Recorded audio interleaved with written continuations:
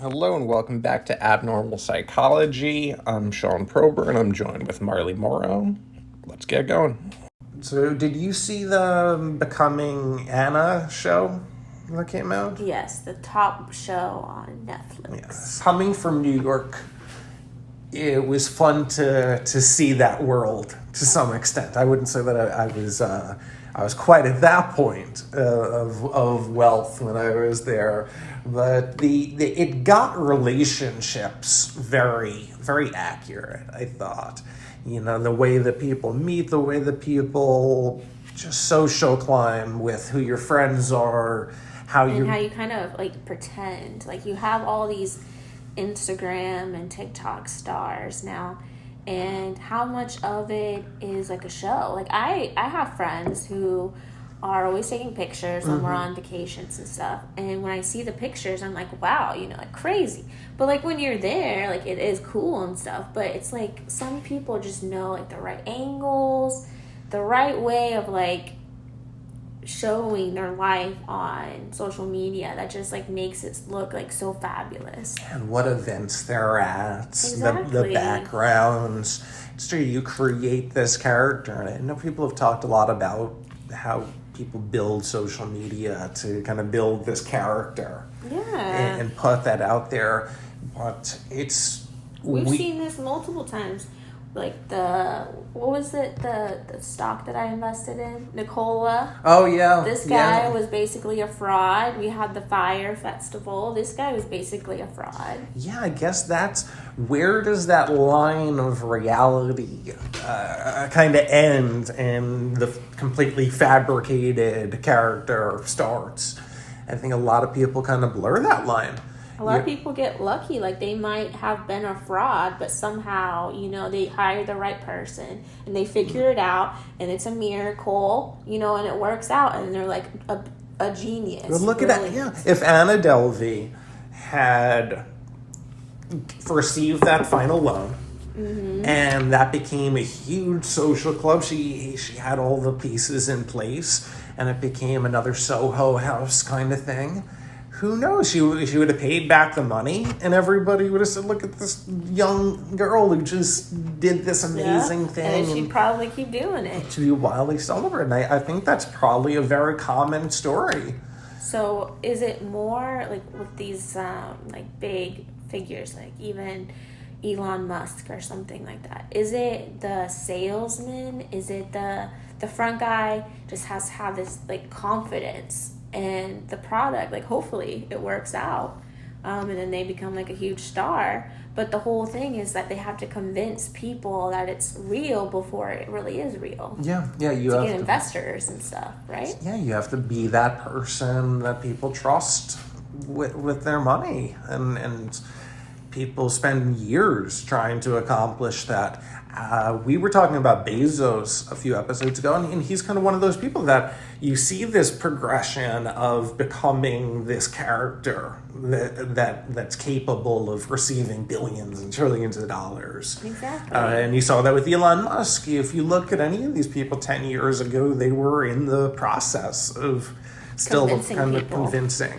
So I think there are people that kind of come out of the chute and enter into a new scene and try to be a new person. I think the internet kind of precludes a lot of people now. I think it was easier. You can imagine how common this must have been in the real old days before the internet. I think I imagine 50% of doctors were probably fakes. That's true. I think it's really common for people to succeed just based off of having so much confidence that they just keep trying. If you try enough, like you'll probably succeed. And if you never try because you're not confident, then you might be missing out on things that you would have gotten away with. A lot of people say, like, that book we read, like, see what you can get away with. Confident people might be like annoying to the rest of us because we see them getting the things that they want. You're like, why does this person? It's a little bit of jealousy. Yeah, but they get it because they go and they ask for it. Like if you don't ask for it. Yeah, it shows the importance of networking as well. I think we saw a lot of examples in Becoming Anna of kind of negatively motivated networking, but it doesn't always have to. It doesn't always have to be so negative. I mean, kind of networking in business and trying to make new partnerships can be very beneficial. I think the instinct that a lot of people have, though, is to be slightly predatory. Mm-hmm. And not be as genuine as they perhaps should. And a lot of people can sniff that out. That's why I find in networking in business, something I always thought was beneficial was just starting things off with a really honest conversation. And maybe try even to provide value in that conversation for them. Even if they told you to screw off and you'd never talk to them again, try to offer them something. If you have some kind of business synergy or some kind of business that would aid their business. Just this idea of trying to be genuine and starting it off on a better foundation than immediately pushing a sale. That's true. I think most people know that, like, when somebody's trying to sell them something, and if you're like honest, like, hey, yeah, I am trying to sell this to you, but this also benefits you in certain ways, you know. Yeah, and that builds the long-term relationships. It's easy to kind of get a quick buck from somebody, but you see the real like long-term strategy there. You have these people that will always, 5 years from now, they could consider you. Mm-hmm. So it's always much better to get that great first impression and great relationship before the sale, because the sales will eventually come, or whatever you're attempting to gain with networking. Part of my thesis was to measure people's confidence and things like that. And it seems like men in general have a lot more confidence in, their abilities and things like that.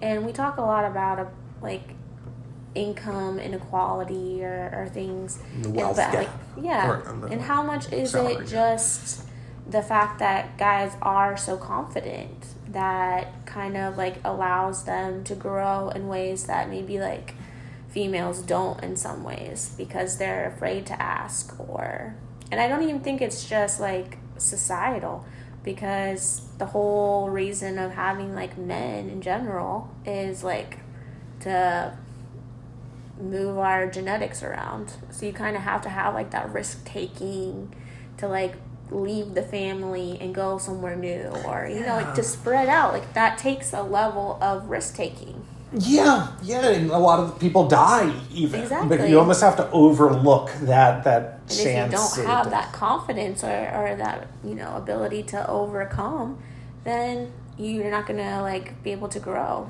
Yeah, from a societal standpoint, you don't have any societies where women are consistently braggadocious and kind of arrogant to a fault, like men are throughout the world. It might be more of a Western, a modern thing than something you would see historically, because it's not really beneficial.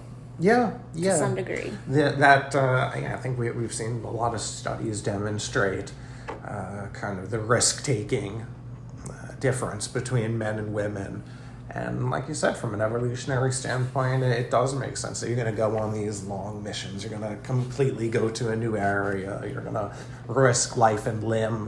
Mm-hmm. It would be better for your chances of success. Exactly. If you thought about the negatives a bit less. Exactly. Where women have traditionally been in more of a caretaking role back at camp, back at home and base. Even if you're walking around, if a female bear was risk taking, she might walk her cubs into a situation that they can't handle, or if your children are following you around, or you have to take care of them, they're not going to be at the same ability as an adult. So you kind of have to be more of an aware and thinking, instead of just thinking about yourself, you have to also think about these weaker beings that are pretty much the whole reason that you're alive. Yeah. And it's funny, I was reading about this study where I believe they were only a few weeks old, boys and girls. And the boys are far better at being able to ignore sounds and to be able to ignore, those kind of influences. Whereas the young girls, even at that age, have specific brain differences that allow them, that force them to be a little bit more perturbed about sound. Mm-hmm. So yeah, you do see a lot of those differences, and we joked about that a lot in business and in the office, of just we've had people that we worked with that did fit that personality of just the guy who how would you say it? I would say it's less about his actual ability and more of his ability to sell this idea, like always coming up with new ideas and being able to sound so confident about these ideas that people kind of forget that you have like no experience and no like actual ability to make it happen. Yeah, and it's amazing how that happens to be very successful for a while. A lot of people are successful their whole lives going, from place to place doing that. I guess that's to the point that you were saying earlier about faking it. I mean, there are some people that do genuinely fake it till you make it. Exactly. And how, what's the difference between faking it and just failing? Like, were they faking it, or were they, just wrong and they failed and maybe they'll learn from it? Or was it like a scheme the whole time where they were trying to fraud people? So I guess that's the difference, right? But yeah. If you really believe in your idea and you're wrong and you can't pay people back, what is that? Does it make it any worse though? I guess for the people that have lost money, probably not. No, but you can never really guarantee anything will 100% work. Yeah, I think that's always something I think about whenever you hear about these frauds. Who's that? Bernie Madoff. Mm-hmm. You hear about these people who lost tons of money. I mean, it is true that he was a liar and quite off about a lot of these things, but he was promising stuff that those in the market understand is impossible. Yeah, you should at least. Yeah, the kind of returns, the kind of guarantees. Yeah, there's nothing, but I guess it eventually catches up to everyone. Yep. If you are kind of going the faker route. So, moral of the story, fake it till you make it, because it's a real thing. Even if you're not confident, if you pretend to be confident, people will take you more seriously in general. Now, what are some exercises that you think that would help that? Because sometimes I'll go out and I'll say, I'm just going to be ridiculously confident tonight. I'm going to... And do you succeed? I would say that it kind of helps. If you can So what do you do to amp yourself up? You do power poses? Not so much power poses. I've always tried to say things. So affirmations a little bit? Yeah, that would be what they call it, right? Yeah, I think the affirmations make the most sense. You are a badass. I kind of agree with those out there who say that cursing actually kind of helps. Really? I think Tony Robbins, I heard him say it, that... It does kind of make you feel better for some reason. It evokes a passion. There are other words, and they've had this mapped out, that people say other words, but when you say a curse word, it kind of gets a little bit more activity going on up there. You're going to fucking do it. You're fucking badass. There's something to it. And, especially if you're not naturally the kind of person that goes that route and maybe just more naturally humble, it doesn't hurt to say it every once in a while, especially before big things. That's true. You know what I do? And I'll tell you, this has helped me, in so many things in life, is, when I was a waitress, I've always been, very shy. Mm-hmm. But people would act towards me, like, before they knew, like, I was a shy person, that they would act like I was, like, a normal, like, bubbly girl and, like, talk to me like that. So I started to try to just kind of, like, imitate other people. And then I turned into, like trying to play this character. And one of the books that we recently listened to, she was saying to, like, find a idol, like, find somebody that you want to be like, and then act like in these situations, like how you would think they would act. Yeah. Kind of like what would Jesus do, but like maybe what would Beyonce do, what would Rihanna do. I think every boy in the world at some point thinks about what would James Bond do. Yeah, for whatever, okay, James Bond's like go. the official cool guy for a young boy. So just to, like, in that moment, be like, what's stopping me from being this person? Like, I could be like this. Like, what would they do? And once you keep doing that, then you kind of become a person that you wanted to be. Yeah, I think just practicing is a big thing, especially if you intend to use what you're trying in public speaking, or you're going to try to do it in business or in any business. I mean, no matter what your job is, this is going to help. But yeah, take the chances to kind of practice when it's not important. You know, you're going out, you're going to a party. So, you know what, I'm going to be extroverted. Yeah, I'm going to play this character. And in some ways, like, I do think that you should always accept yourself and not, like, try to change yourself. But in society, it is, like, hard to survive and be happy without forming connections with people. And, you know, like, sometimes people have social anxiety, like, whether it's making friends or working or, you know, doing an interview, anything like that. You have to, like, have this persona. If not, you can't run away from it. I kept thinking, like, oh, I don't want to network. Let me find a job where I don't have to network. Well, that doesn't exist unless you want to stay at, like, a low level position. Unless you want to stay right at the bottom forever. And that sounds nice and all until you don't have money to pay your bills. And I think there's an extra bitterness when you're sitting there and you know that you could do better than the people who just make the promises. Exactly. And eventually that you're the one confidence. doing the work. I think as confidence grows to as confidence grows to a mastery level, you get a confidence just from that. So I think if you don't want to be fake, you should try to just learn as much. I think the more you learn, the more you know, kind of has a natural way of making you more confident in those kind of situations. Any other exercises you could think of?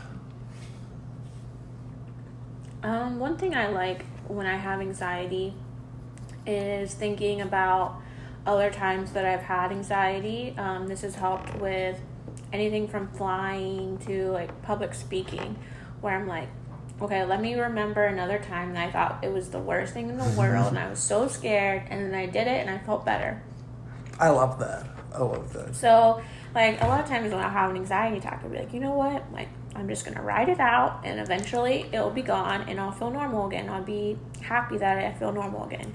Or the speech will be over and I'll feel better again. And these people, you know, they're not really focusing on you the way you think they are to start with.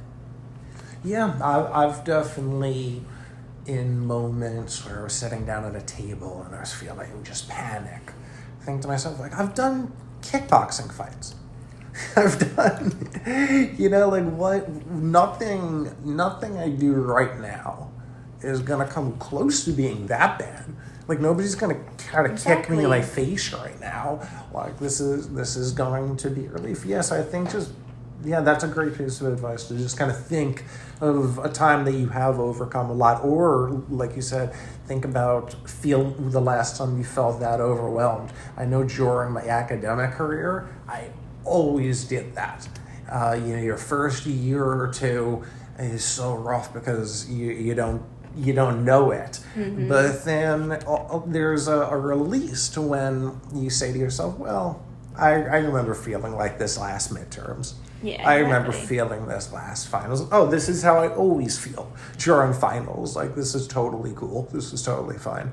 this is normal. I guess that's kind of to the point of experience and knowledge has a way of getting you a little bit more, a little bit of confidence just in that, for a little hope for the more introverted. And even like when you're in a bad situation, that maybe that's why you have anxiety, because something bad is happening. Mm-hmm. When you go back and you think of all these things that you've overcome, think about how strong that's made you. Like all the bad things in your life that you've overcome, how that's built you into the kind of person that can deal with hard things, that can deal with emotional issues, or, you know, like physical pain, anything like that. There's something to appreciating anxiety if you don't look at it like this is some like alien entity that has struck me. Yeah. And it's just struck me for no reason out of random evil. And to think about it as, well, my body is feeling anxious, I'm feeling anxious, why am I feeling anxious? And I think so many people who, and, you know, we're not talking about like clinical anxiety or clinical depression, but there are so many people who, when they say, I'm depressed or I'm anxious, are really saying, I have a ton of reasons to feel depressed and to feel anxious. Or I just feel helpless in my life. Yeah. And of course, something like that's going to lead to complete anxiety. Mm-hmm. And something. And I think that's where, I mean, for me, just kind of diet and health. I'm feeling better. If my body's feeling better, I feel like I'm always a little bit more mentally healthy. This week I got a bunch of vegetables and a bunch of fruits and, you know, a bunch of just healthy things, and I've kind of just, like I said, I'm not promising anything. It's just it's been 5 days, but just kind of getting, feel better? Yeah, just within that time of not as much fried food and late night snacks and stuff, and just the more natural, clean items. It's amazing how fast you can kind of have that difference. So I think that's a good enough blueprint on how to become the next major CEO in America and thrive and rule over all of us. So we'll call it quits. Have a great weekend, everybody. We'll be talking to you soon.